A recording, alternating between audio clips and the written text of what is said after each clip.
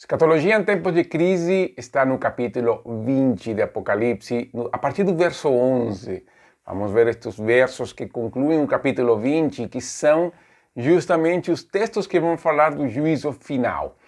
E aí é o fim da história. Com o juízo final acaba a história, é a porta que se abre para a eternidade. Todos os homens comparecerão perante o Senhor. E ali então nós vemos capítulo 20 do Apocalipse, verso 11, fala o seguinte: vi um grande trono branco e aquele que nele se assenta, de cuja presença fugiram a terra e o céu, e não se achou lugar para eles. O trono do Senhor, é claro, é branco, porque representa a pureza e santidade daquele que está assentado nele. E quem está sentado nesse trono? É Jesus.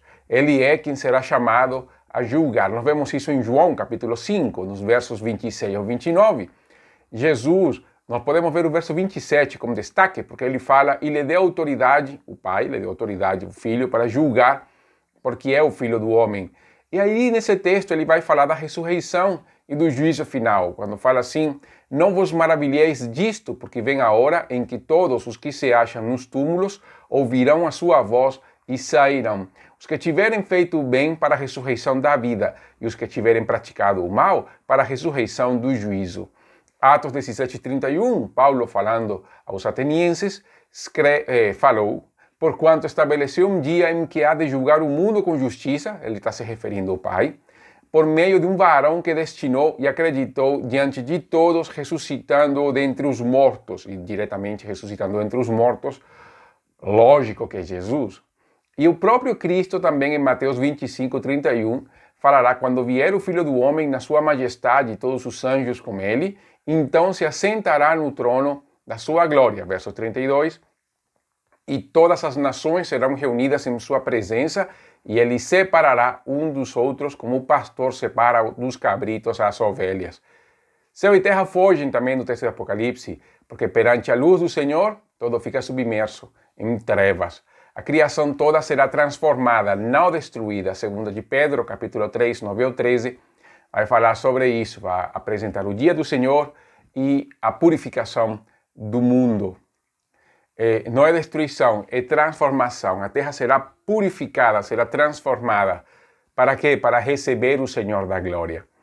Aí nos versos 12 e 13 do capítulo 20 do Apocalipse, falam assim: vi também os mortos, grandes e pequenos, postos em pé diante do trono. Então se abriram livros. Ainda outro livro, o livro da vida, foi aberto. E os mortos foram julgados segundo as suas obras, conforme o que se achavam escritos nos livros.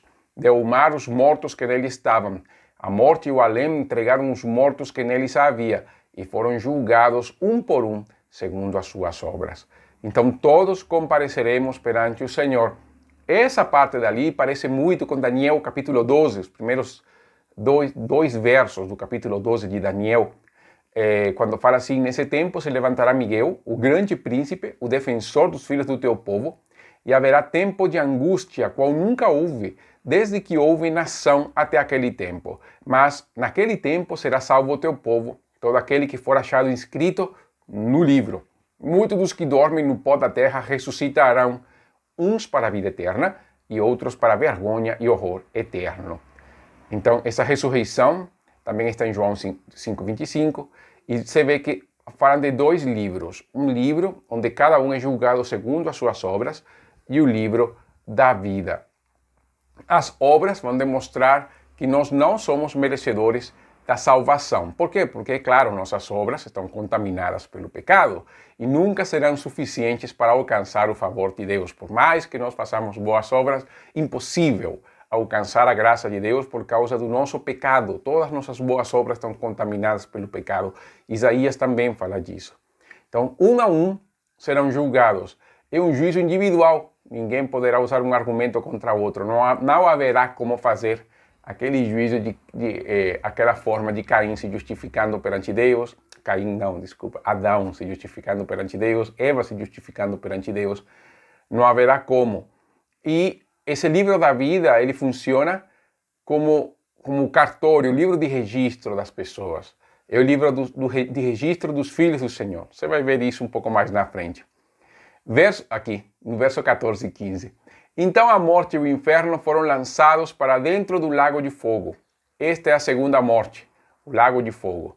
E se alguém não foi achado inscrito no livro da vida, esse foi lançado para dentro do lago do fogo. Se a primeira morte é física, não há dúvida do significado do lago de fogo que arde como enxofre, mas sabendo que a morte e o inferno irão lá, é o lixão dos lixões, para ver dessa maneira, para a linguagem, principalmente do Novo Testamento. Na verdade, já vendo o Antigo Testamento e o Novo, o inferno, o lugar de punição, ele tem a ideia do lixão.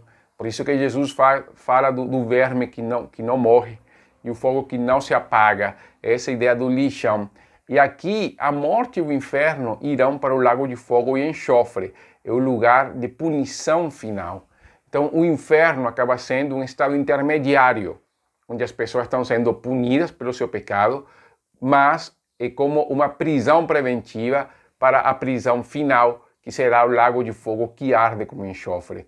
Então, esse lugar de punição é tormento eterno, de lamento eterno. E mais sabendo as causas pelas quais a pessoa está no inferno. O lugar do tormento, então, não é um lugar agradável, nem um lugar para a gente zoar ou para estar falando assim com muita alegria sobre o inferno. Muito pelo contrário, é um lugar terrível de punição. Ele deve nos levar à ação, deve nos levar a pregar do Evangelho, deve levar a pessoa ao arrependimento e o perdão dos pecados, porque o lago de fogo que arde como enxofre é uma realidade. O inferno é real e o lago de fogo é real também. E uma coisa vai empurrar a outra. Quem está no inferno vai para o lago de fogo. Não existe purgatório na literatura bíblica, nos escritos bíblicos. Não existe essa forma de pagar os pecados no inferno para depois subir no céu. Porque, na verdade, quem fez isso foi Jesus. E quem rejeita Jesus é merecedor do castigo eterno, de acordo com a Bíblia. Então, todos aqueles que não reconhecem Jesus, todos aqueles que brincam na religião, todos aqueles que se afastam de igrejas, que ouvem heresias, falsas doutrinas, eles estão se encaminhando para o lago de fogo que arde como enxofre. E o juízo final, você vê, ele vai mostrar aquele que não está inscrito no livro da vida. Ele vai dar essa ênfase naquele que não está inscrito, porque, como eu falei, o livro da vida é o cartório de Deus, é o cartório de registro de nome. É a genealogia celestial, aquilo que nós vemos em Gênesis, em Crônicas, Mateus, Lucas, essas genealogias, Esdras também tem genealogias. No céu vai ser igual, mas não será genealogia de família, será de irmãos. Todos os filhos de Deus adotados ao longo da eternidade estarão ali. O seu nome estará no livro da vida. Somente estarão ali aqueles que foram inscritos desde antes da fundação do mundo. Então não faltará ninguém nesse livro da vida. Ninguém dos escolhidos do Senhor, ninguém dos filhos de Deus, ninguém daqueles que entregaram sua vida a Jesus. Então, quando nós pensamos nisso e sabemos que haverão pessoas que não estarão ali, nós temos que entender a necessidade do arrependimento, a necessidade de clamar a Deus pelo seu perdão, por causa da nossa impossibilidade de alcançar a graça de Deus, porque é impossível para nós alcançar a graça de Deus. Por isso o chamado aqui, porque você vê que os justos não aparecem neste texto, porque os justos aparecem no capítulo 21. Então, o chamado aqui é justamente a buscar em Deus o perdão e a reconciliação, que a Bíblia vai chamar de conversão. Nós temos que nos converter. Sim, vale a pena dizer, eu me converti em cristão. Nós precisamos nos converter, precisamos buscar a Deus, precisamos encontrar a vida eterna. Por quê? Porque a ressurreição acontecerá para todos, justos e injustos, e nessa hora acontecerá a separação. Seremos separados na ressurreição, então os justos irão para a vida eterna e os injustos irão para o tormento eterno, como fala Daniel capítulo 12, verso 2, como já li, e fala Mateus capítulo 25, quando fala do juízo final, as palavras do próprio Jesus. Então, o que para a igreja será um dia de recompensa, para o ímpio será um dia de condenação. O que para a igreja será o começo de uma vida plena, maravilhosa, livre de toda angústia, para aquele que não crê em Cristo, é o começo de uma eternidade de lamento permanente.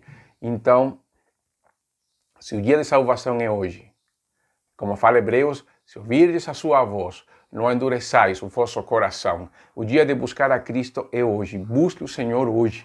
Arrependa-se do seu pecado e volte a Deus, porque a vida eterna está nele. Escatologia em tempos de crise conclui aqui, porque no capítulo 21 é o começo da eternidade, do momento dos filhos de Deus, do descanso no Senhor.